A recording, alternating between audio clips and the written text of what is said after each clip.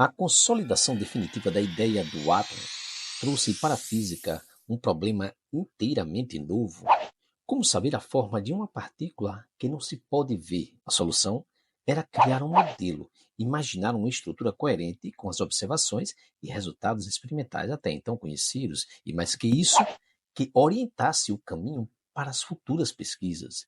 Ideias não faltavam, os físicos sempre tiveram muita imaginação. Lorentz supunha o elétron preso elasticamente a um centro fixo. Outros imaginavam uma estrutura semelhante à do sistema solar ou saturniana, como a proposta do físico japonês Hantaro Nagaoka, sugerida em 1904, na qual os elétrons compunham os anéis de carga negativa, rodeando um núcleo positivo. Mas o modelo mais aceito na época foi proposto por Thomson, conhecido como o modelo do pudim de passas. Segundo esse modelo, o átomo seria constituído por uma esfera de carga positiva, onde os elétrons estariam incrustados. A fundamentação teórica desse modelo era relativamente simples. A distribuição das passas negativas seria simétrica em uma massa positiva uniforme, o que garantiria a neutralidade elétrica do átomo e evitava os espaços vazios, sempre difíceis de justificar teoricamente. Supondo verdadeiro esse modelo, Ernest Rutherford, físico neozelandês, radicado na Inglaterra, aluno de Thomson, começou a desenvolver pesquisas com o objetivo de verificar sua validade. Rutherford liderava uma grande equipe de físicos que trabalhava havia algum tempo com substâncias radioativas. Uma das linhas que adotou em suas pesquisas foi o estudo da trajetória das partículas alfa emitidas por essas substâncias ao atravessar a matéria. De início, supunha-se que as partículas alfa fossem um gás ionizado, mas Becquerel e Rutherford descobriram que eram partículas eletrizadas positivamente. Em seguida, Rutherford concluiu que a carga elétrica das partículas alfa era equivalente à do hélio ionizado. Por volta de 1904, Rutherford já estava convencido de que as partículas alfa eram de fato íons de hélio, mas só pôde prová-lo definitivamente em 1908. Fazer partículas alfa, beta e gama emitidas por substâncias radioativas atravessarem diferentes materiais de diferentes espessuras era um procedimento habitual nas pesquisas da época para avaliar a energia dessas partículas. Observe essa ilustração. Ela mostra a capacidade de penetração das partículas alfa, beta e gama. Essa capacidade é um indicador da energia dessas partículas. Em geral, as partículas alfa atravessam finas folhas de metal sem nenhuma alteração ou com pequenos desvios, o que era facilmente explicado pelo modelo do pudim de passas.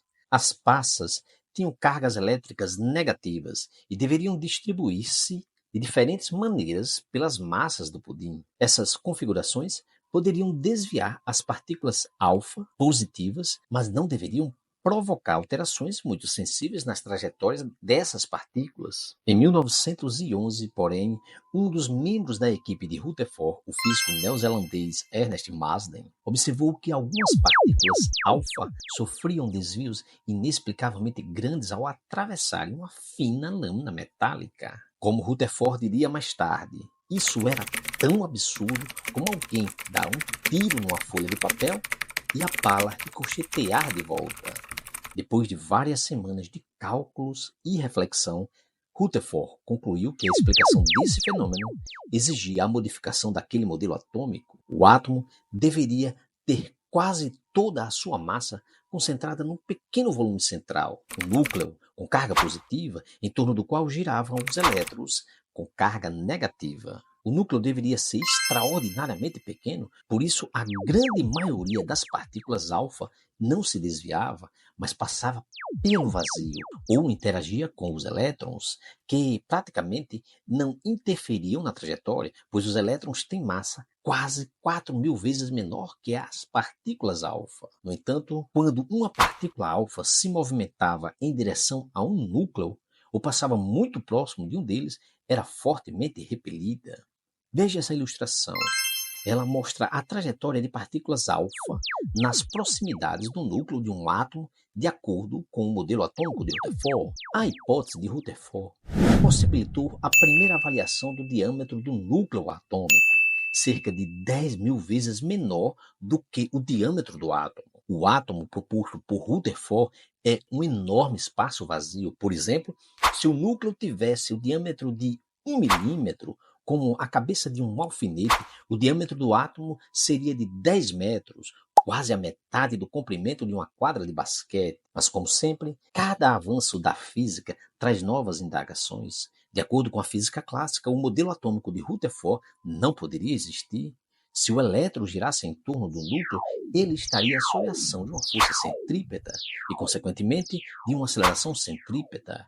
Segundo o eletromagnetismo clássico, partículas portadoras de carga elétrica, quando aceleradas, emitem radiação eletromagnética e perdem energia. Por isso, os elétrons iriam mover-se em espiral até atingir o núcleo, o que tornava inviável a ideia de Rutherford. Era preciso ajustar o modelo ou reformular a física.